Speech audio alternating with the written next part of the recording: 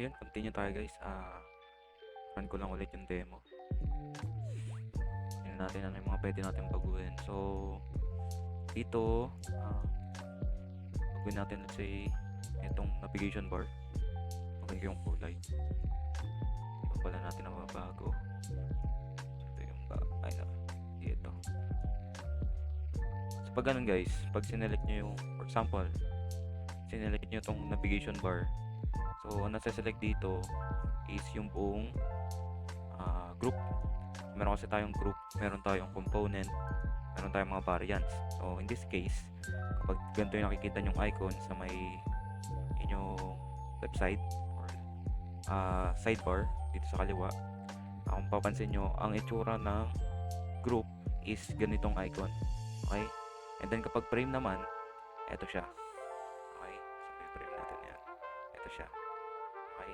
Katulad nito, kung ano yung nasa ating toolbar, ay itsura ng frame, ganun din yung icon dito. Ngayon, meron tayong tinatawag na components or component. Okay? So, in this case, si navigation bar is supposedly hindi dapat siya naka-group. Okay? So, ano ba yung groups? So, basically, ang groups natin dapat dito is, for example, ang magkakasama dito sa section na to or sa navigation bar is itong search. Ito. So, magkakasama dito is search. Itong text na to. Yung kanyang background. Itong bilog. Na to, rounded corner. And then, itong ating icon. So, hanapin ko lang siya. Ayan. So, ito yun. And then, icon na search. So, ito ay group dapat siya na ang pangalan ay search bar. Okay? While yung ating navigation bar, so basically sa navigation bar natin, ang kanyang mga components dun sa loob, mga elements dun sa loob is itong logo, for example, itong ellipse. So, leave it as bilog na lang muna. Okay? And then, sino pa ba? Itong icon, itong, ayun, dalawang icon na yan. And then, si search bar. So, basically, gawin natin, group din natin itong dalawa. Kasi ito yung icons. Okay? Yan. And then, itong ellipse na to, say again ay logo. Okay? So, balik tayo dun sa ating navigation bar. Kung mapapansin nyo, sa navigation bar is group din. Okay? So, parang wala siyang, hindi siya distinguishable kung sino pa si navigation bar, sino yung mga components niya sa loob. So, basically, kung ganyan mo lang siya titingnan, parang pare-pares lang sila. So, anong gagawin po natin? Gagamit po tayo ng component. So, right-click nyo si navigation bar, right-click nyo, and then create component. Okay? Yan. So, dito po sa component, so meron tayong mga tinatawag dyan na variants.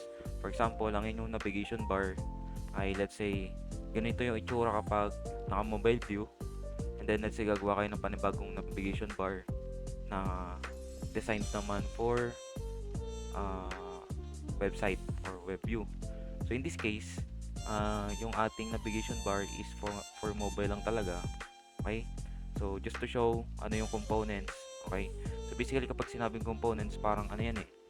Parang isang buong set of elements na may specific purpose. So, in this case, yung navigation bar natin is mostly for navigation, search. Yung ating logo is doon nakalagay. Okay? So, basically, ang kanyang purpose is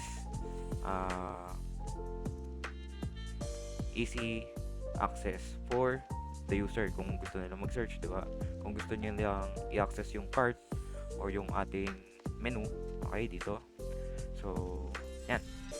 So, baguhin na natin yung kulay. So, nung papansin nyo, yan, para kita natin, distinguishable siya. Ito, groups to, okay? Ito, logo. So, yan ay shape. Wala itong ating rectangle.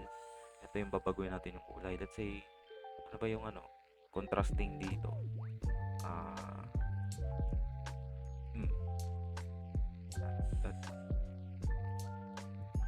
Orange.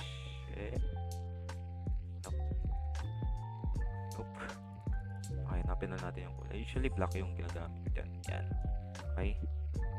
So, for navigation, pwedeng white, pwedeng black. Depende sa inyo. So, timplay natin yung kanyang kulay.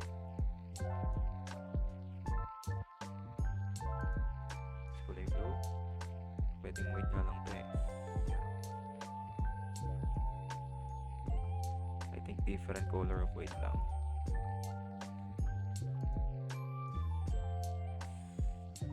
So, orange banda.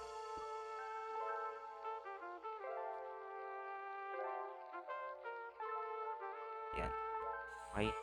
So, pagawin natin yung kulay din nito. Gawin natin siya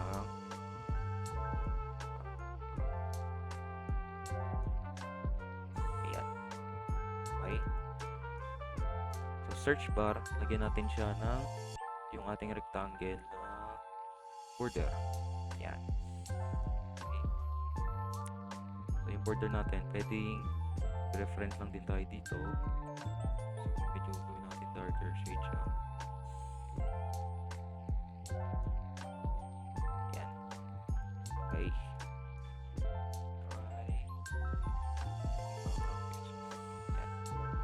Tapos yung text natin sa loob, gawin natin black. And then also the icon. Ayan. Pwedeng grayish. Ayan. Then you search. So, paano itong kulay na ito? Ayan. Okay. And then yung palitan ng black. I think bagay nga si black. Ayan. Ngayon, yung icons. Hindi sila kita. Gagawin natin yung kulay. Yan. Okay. So, hindi naman yung sobrang contrast. Shade pa rin ng black. Yan. Para hindi naman overpowering. Then logo. So, ipalitan natin to. Picture.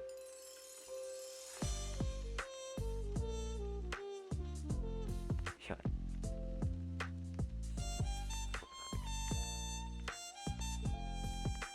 Okay, so palitan din natin si logo. Gawin na lang natin yan na ayan. Picture. Ano ba magandang ano? Ito. Yan. Okay, so sample logo lang naman yan. So, international state. Okay. So, meron na tayong sample e-commerce website. Okay. Yan. So, kung papansin natin, medyo mas okay na itsura. I think medyo polishing na lang to. Polishing na lang ng konti. Pag ganito, timplahin nyo lang. For example, si search bar, gusto nyo siya mag-pop ng onte.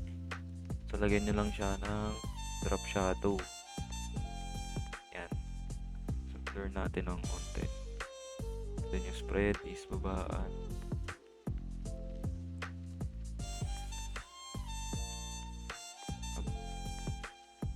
Then din siguro 25, 15. Yan. Okay. So, nakakailan yung kulay nung ano. Okay. Fill. Ganyan siya. Natin yung pitch na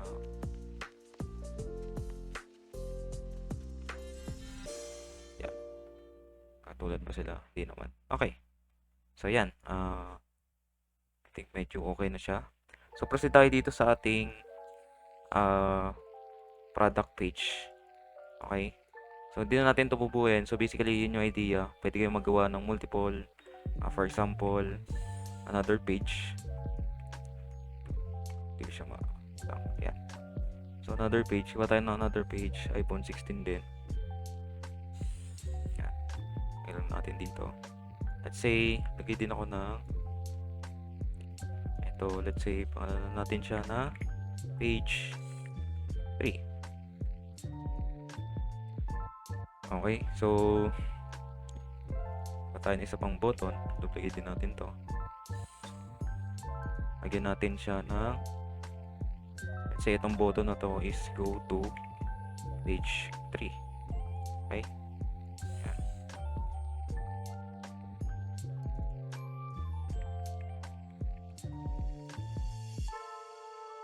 Ko lang siya ng ano. Okay. So, basically ang idea dito kapag for example nakagawa na kayo ng product page, okay? Magawa nyo na to and then let's say magpo-proceed kayo sa page 3. Let's say ito ay um, add to cart or maybe checkout page. Ayan. So kung ito yung checkout page nyo, so duplicate ko to, lagay natin dito. Yan. So, yan. So, ang idea dito, kapag na-reset natin to, basically, ang ginagawa natin, di ba? Kapag kinilik ko to isang product card, ito, yung clickable. Pag kinilik nyo to, let's say for example, na-click natin siya, pupunta siya sa product page. Okay? And then, kapag kinilik ko tong isang button, pupunta siya sa page 1. Okay? Or main page natin. So, kung napapansin nyo, yung isang button na dinuplicate natin, magkakaroon sila ng similar behavior. Okay? Kung ano yung prototype behavior nito ng back button, ganun din po yung button na dinuplicate nyo. So, anong gagawin natin? Palitan natin yung kanilang behavior. Punta kayo ng prototype. Kung napapansin nyo, si go to page 3 button ay papunta din dito sa page natin na una. Okay? So, anong gagawin ko? Click nyo lang yung arrow, delete. Okay? So, yun po yung pantanggal ng kanyang flow. Okay? Or flow line arrow. Saan siya magpupunta. Basta on-click behavior niya. Okay. So, ang gagawin po natin, since itong button na to, ang context na is go to page 3 or go to, let's say, check out. Yan. Check out. Yan. So, binago natin, ginawa kong check out to, or check out button. So, ano pong gagawin natin? Click nyo yung button na to. Yan. And then, dapat pupunta siya dito. So, ang gawin po natin is, kahit saan dito, for example, dyan sa taas, pwede po yan. Okay, so automatic yan, mapupunta dito sa right side. So, automatic siya nag-a-adjust. And then, dito naman sa checkout page, gusto kong babalik naman po siya dito sa product page. Okay? So, in this case, anong nangyari? Kinopya niya din yung behavior ni back button. So, ang gagawin nyo, click nyo lang po itong arrow na to, and then, delete. Okay? Yan. So, click nyo ulit si back button, kahit saan kayo dito sa may gitna ng mga edges. Okay? Itutok nyo yung arrow dito sa product page. Okay? Kapag nira natin yan, or dito sa presentation, click nyo tong isang product card. Okay? And then, let's say ito yung product page. Let's say nagkaroon kayo ng checkout or nag-checkout kayo ng product. Click nyo yung checkout, mapupunta siya doon sa checkout page. Okay? So, back nyo lang. Kapag back natin, babalik sa product page. And then, another back, babalik sa main page natin. Okay? So, ito pa yung isang ituturo ko. Ayan. Since yung ginagawa natin kanina, so, tanggalin ko itong mga buttons na to. Ulitin natin siya. Okay? So, tingnan ulit pala natin yung button. Balik ko lang. Okay? So, kapag nag-hover tayo dun sa button, syempre, as much as possible, kung gagawa tayo ng prototype, dapat at least na-mimic niya even the behaviors ng mga buttons natin. Sino ba yung mga madi-disable? Sino ba yung ma-highlight? Sino ba yung magiging primary button? Yan. Okay? Kung magbabago ba siya ng kulay kapag nag-hover. So, in this case, walang nangyayari. Okay? So, pag nag-hover ako sa back, wala. Okay? Pag nag-hover ako sa checkout, walang nangyayari. Ang kanyang behavior lang ay kapag nakiklik.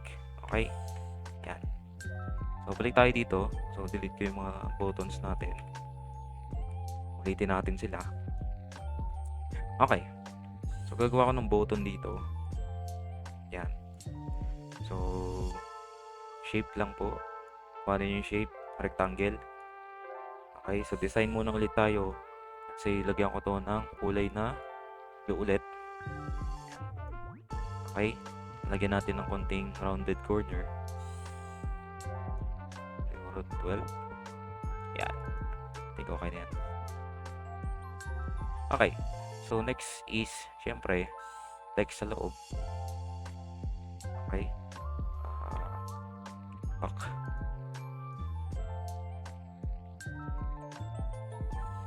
natin onte.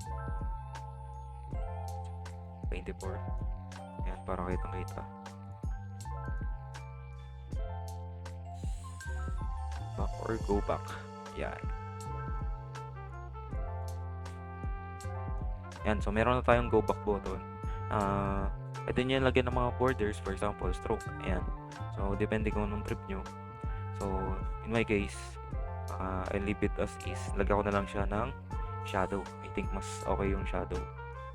So, dito tayo sa effects. Ayan, lagyan ko lang siya ng shadow. So, color, reference din tayo sa blue. Darker shade ng blue siguro. Then, saan natin konti? 50%. Ayan. Okay. So, I think much better. Okay. So, meron na tayong button and then yung rectangle niya. So, anong gagawin nyo po? Hindi siya pwede maging component pa. So, group nyo muna. Okay. So, i-group nyo muna yung button or gawan nyo siya ng button group. So, okay. Yan. So, meron na tayong button group or yung kanyang group. And then, ang next na gagawin po natin is gagawin natin siyang component. Okay? So, paano po gagawin component dito? Si button. So, right-click nyo lang tong group natin.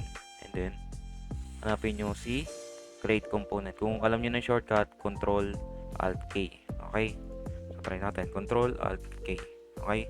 Kung napansin nyo, ano po nangyari? Naging kulay purple siya dito sa may sidebar. Okay? So, ano ba yung mga pwede natin gawin dyan? So, di ba nabanggit ko kanina, dun sa start ng video, meron tayong tinatawag na design system. Okay? So, basically, ang ginagawa ng design system is pinapadali nito yung trabaho nyo. Okay? So, kapag sobrang dami yung pages, for example, ang inyong design file ay meron ng hindi lang 3. Okay?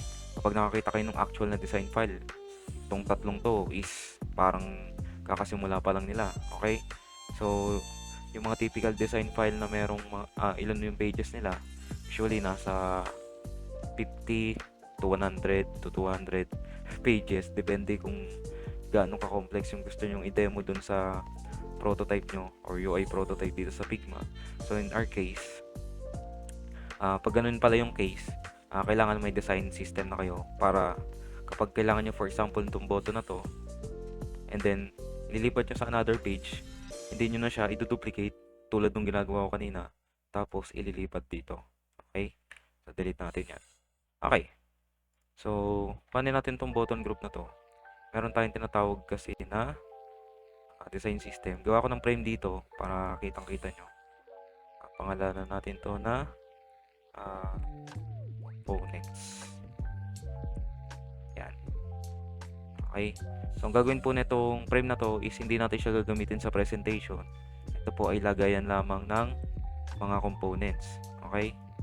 So, ayan. Pumasok siya dun sa loob ng isang frame natin. So, be mindful of your layering. Kasi baka dito kayo maganda dito. So, lagyan natin siya ng text.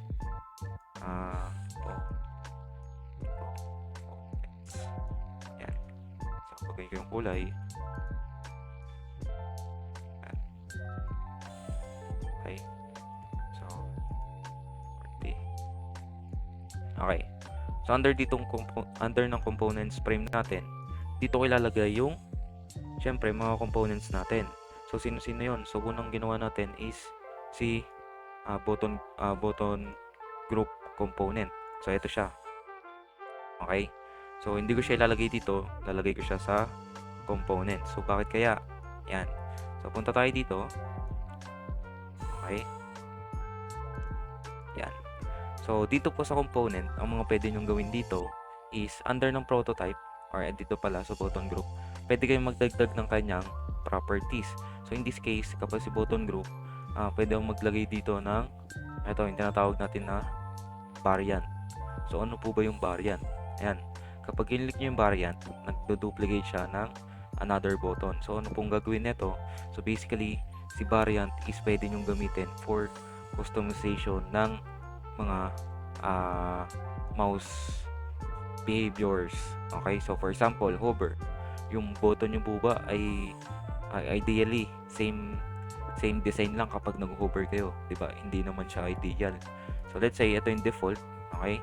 So yung default na yan, pwede nyo pangalanan yan. Let's say ito yung primary nyo,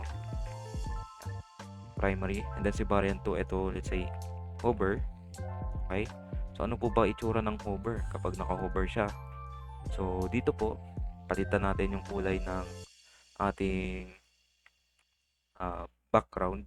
So basically, ang gagawin nyo lang is babaligtarin nyo. Okay? So yan. So I think ideal na ba yung yung drop shadow niya? I think ideal na naman siya. So ganito yung nagiging tsura supposedly. So try natin siyang gamitin. So meron tayong dalawang variants. Una, si primary. Ito yung parang default state niya. And then itong si hover is yung state design niya kapag si user is nag-hover doon sa button. Okay? So balik tayo dito sa product page natin. Kung papansin niyo, wala akong ito-duplicate kasi under ng dito sa sidebar natin dito, since meron na kayong components or component ni button group, punta lang kayo kay asset. Okay? Kay asset po, magkakaroon kayo or ma-access nyo yung dalawang component natin. So ito pala, ginawa rin palang component si navigation bar.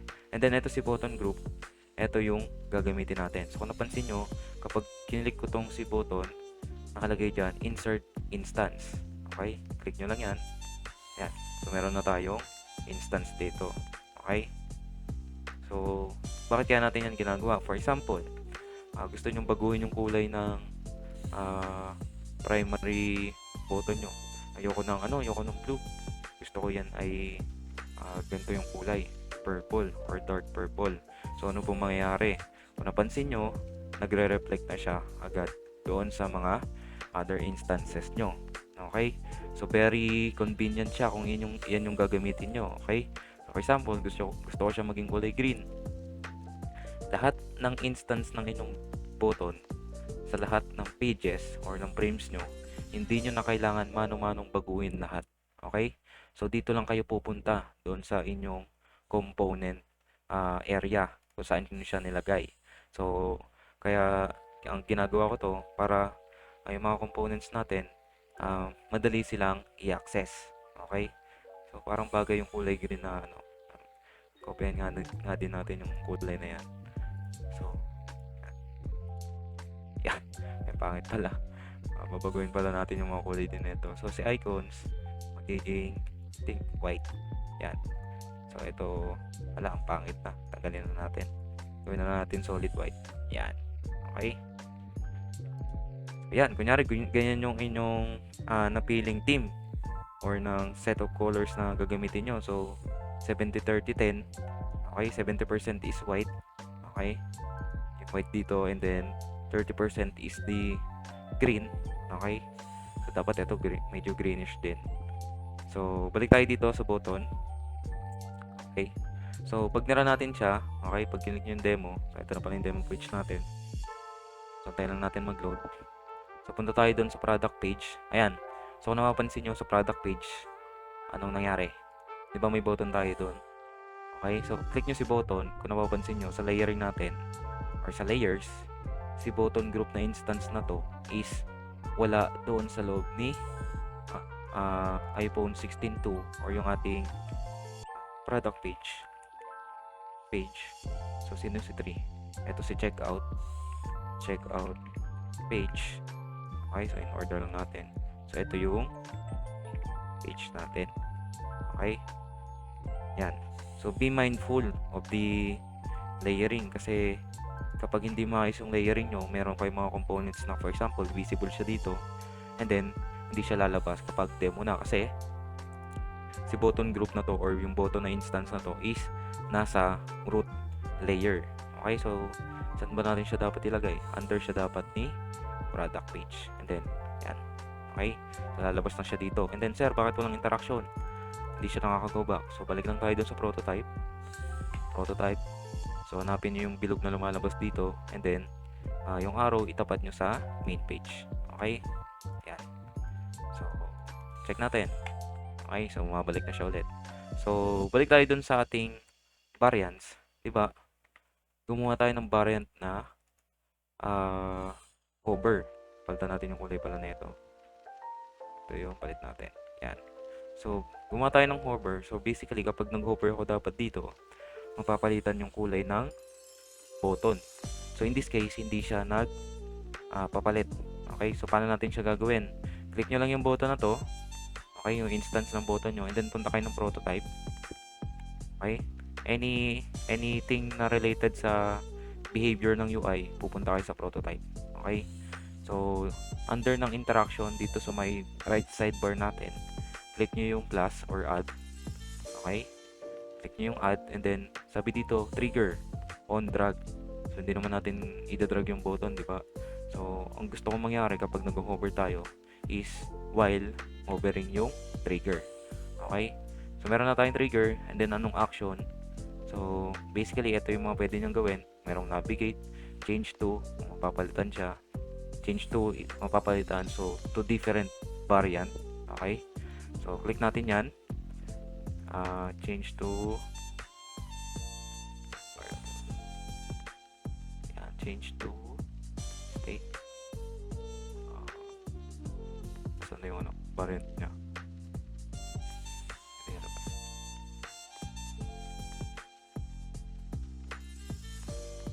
Click mo na si button group. Yan. Tap. Interaction. Variant interaction. Okay. Mouse enter. Mouse leave after the day. Ganun. Change to state.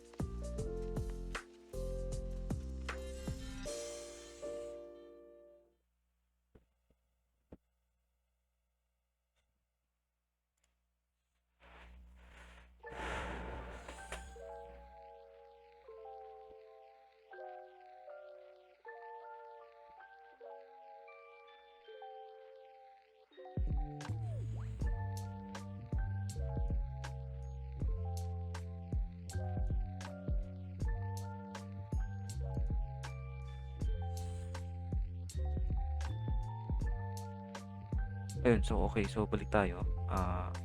Insert ako ng button dito. So insert instance. So ipapagitna ko siya. Yan. So kung napapansin nyo, wala siya ulit. So balik ko dito sa product page. So yan. So basically ang goal ko dito, dapat si go back ay go back button is may interaction, napabalik siya sa main page, and then click natin to ulit. Lagay tayo na interaction na on hover or while hovering. Okay, so change to. So basically change to is to purpose niya or yung action na to is papalitan niya yung variant ng isang component nyo. So in this case, ang default variant natin na nakalagay dito is primary. So while hovering daw, syempre, ang gusto kong mangyari is magbabago yung design niya, okay, into this hover variant. Okay? So, tingnan natin. So, under dito sa interaction, meron dyan smart animate o instant dissolve. Okay? So, gusto ko is smart animate and then is in and out. 300 ms. Ayan. Check natin. Okay. So, punta kayo ng ang inyong presentation. So, check natin kung gagana. So, applicable pa rin siya. Ayan. Okay? Kung napansin nyo, ano nangyayari? Nagpapalit yung kanyang kulay. Okay?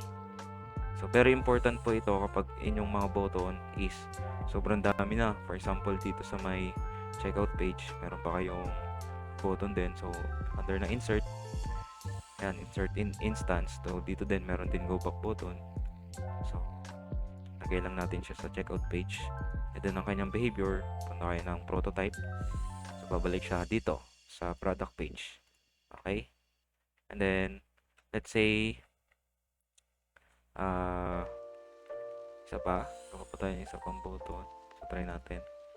So, pwede gagana kaya. So, palitan natin na ito ay go to checkout. Checkout. Okay? Basically, pinalitan natin yung kanyang kanyang text. Okay? So, button group na to, lipat lang natin sa product page. Yan. Okay, so nandito na siya sa product page. So check natin si go back ba ay meron ng hover property. So check natin, punta tayo dun sa checkout. Di pa pala tayo makapunta dun. Lagyan natin to ng interaction. Napupunta siya, yung flow niya papunta ng checkout page. Okay, so click natin, checkout. Yan. So walang hover. So si go back, lagyan lang natin ng hover ulit. So while hovering, change to hover. Okay. Yan. Pag si checkout, pwede rin po lagyan nyo ng while hovering, change to hover. Okay. Yan. So reset natin, dun tayo sa main menu or main page natin. Click natin yung isang product. Okay. So product page. So dalawang button, go back, checkout, go back. Pag nag-go back tayo, pupunta tayo dito. Click natin ulit, proceed tayo sa checkout. Yan. Okay. So may interaction pa rin ba siya? Meron pa rin po. Okay. Yan. So kung gusto niyo magdagdag ng variants, for example, dagdag pa tayo isang variant. Select nyo lang to. So another variant, let's say itong variant na ito is yung disabled version ng inyong button. For example, ganyan. I think hindi pa siya gaano disabled. Yan. So actually pag disabled dapat walang wala siya dapat time design drop 3 rectangle, matanggalin yung drop shadow. Ideal ba? Yeah. So si drop shadow parang nag-indicate kasi siya na clickable yung button, so kaya tinanggal natin. So in this case, kapag kailangan nyo ng disabled button, yan. So insert instance. Okay, anong prop ba or anong variant, di pa pala natin napapangalanan. So ito pop 3, so lagay nyo dyan disabled. Okay, or disabled button. So tayo ng button group, insert instance ng disabled button. Yan. So punta lang ulit ng file, make sure na nasa tamang layer, product page. Yan. Okay, pupunta nyo ng demo, doon yung ating button. Okay? Yan. So I hope may natutunan. So horizontal, so ito yung mga basics na kailangan nyo sa paggawa ng isang UI sa Figma. So bubuhayin na kayo nyan, itong tinuro ko sa inyo. So reviewin lang po. So try natin, may picture pa ba ako dito na lagyan lang natin to na picture. Ayan pala, pwede nyo rin gawin yun sa sa mga product cards natin or sa cards natin. So yung ginawa natin kanina, sobrang iterative nya. So pwede nyo siyang paikliin. Pwede kayong mag component na lang. Okay? And then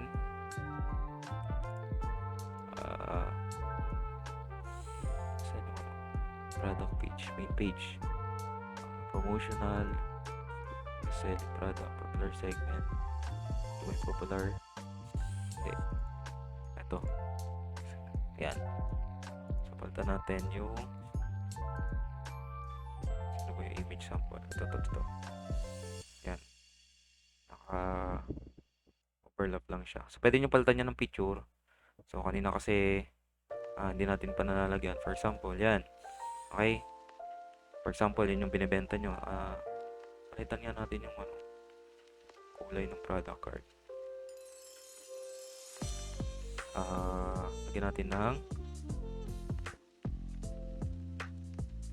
ano bang kulay na itong ito binilagyan natin ng kulay. May fill pa siya. May fill ay ito, main page. Ito. Medyo darker shade. Yan. So, mas litaw na yung kanyang kulay. So, for example, ito. Since madami tayong product cards dyan, ang dami, diba? Gagawin nyo ng component. So, create component. And, So itong component na to, 'di ba, pag sinabi ko component, ilipad nyo siya dito para easy access siya sa inyo. So in this case, si product card, pwede na akong mag-insert ng instance dito sa sa main page natin. Okay. So make sure lang na nasa tamang layering siya. May punta ulit tayo sa main page. Nasa na siya? Ito dito. So may tulad dyan. So dito siya dapat sa scrollable frame. So basically, for example, may binago kayo dito sa component nyo. So under component natin, kasi binago nyo yung product name, ginawa nyo yung kulay, ginawa nyo kulay green or blue. Ano ba yung mas lilito yung kulay niya? Yan. So ideal ba yung kulay? I think ideal siya. Okay. And then for example, medyo nailita na kayo dito. Gusto nyo siyang lakayan ng konti. Yan. Okay. So mapapalitan nyo siya, and then kung mapapansin nyo, magre-reflect din siya dito. Okay. So yun yung purpose ng components. Okay. So basically reusable assets yan na hindi na kailangan gawing duplicate itong mga to. So basically pwede mong tanggalin lahat yan, and then ito yung i-duplicate ko, since ito naman ay component na, ito na yung duplicate natin. Okay. And then kapag may binago kayo dun sa main component natin, lahat yan magre-reflect. Okay. For example, binago nyo 20% off saan yung text nito. Yan. Ginawa nyo 21%. Ayan. So lahat sila nagbago. Okay? Yan. Okay, so scrollable yan. Diba? So 20% off. Zoom in ba natin? Zoom in natin natin. Bawal pala. Hindi nakita. Okay.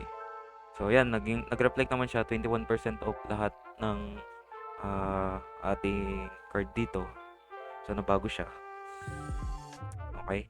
So sir, paano po, ito yung mga frequently asked questions lahat paano po sir kapag yung isang product card dyan is binago namin yung laman? Okay. For example, itong si product name na to, iba yung nilagay yung dito, produkto. For example, ito ay ginawa nyo ng contextual na Ryzen CPU rate stealth cooler. Yan. Hindi siya nagbago pala. So dito dapat sa text. Yan. Okay. So in this case, kapag ito yung binago nyo, rate stealth lang dapat. Rate stealth cooler. Kaya kapag ganyan, pwede nyo baguhin. Dapat mas maliit yung ating font size. So ito. Baguhin natin yung ating spacing. Yeah.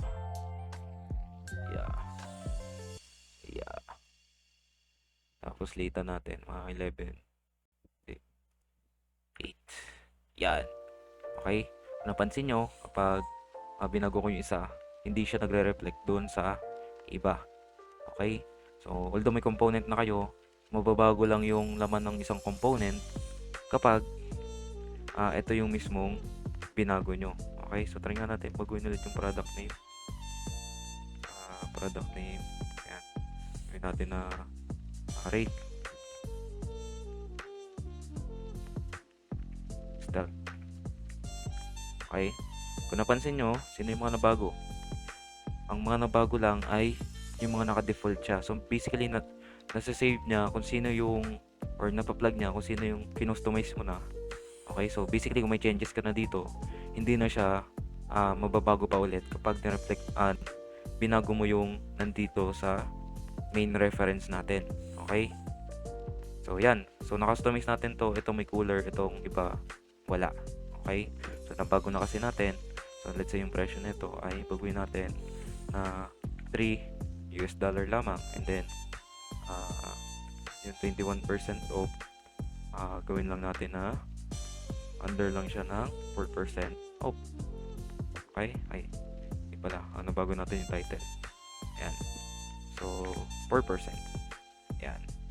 Okay?